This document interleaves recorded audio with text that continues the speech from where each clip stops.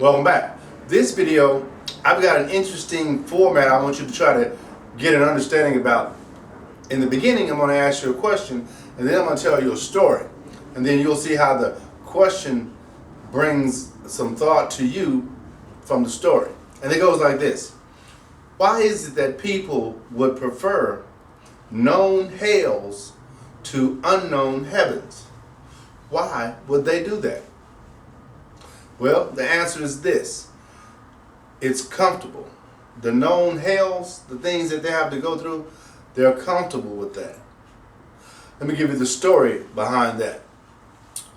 There was a guy who was captured behind enemy lines, and the people who captured him said that they were going to kill him, and they were going to kill him by firing squad, or he could choose another way of death, and they would tell him what that other way was going to be in the morning.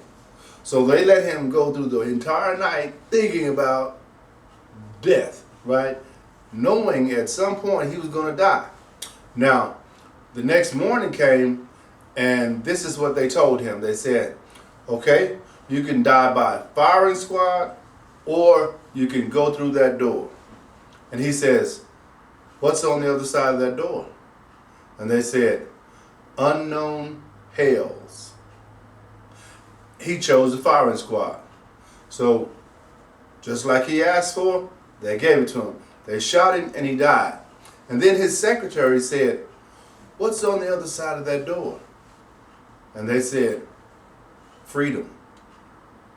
You see, many times what we do, we'll stay in the comfort zone where we're not happy, where we're not being the best that we can be or doing the best that we can do, because we know that. We're familiar with that.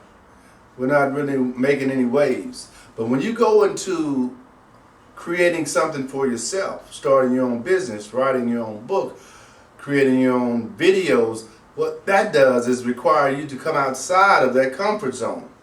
And you're going to run across some unknown hells.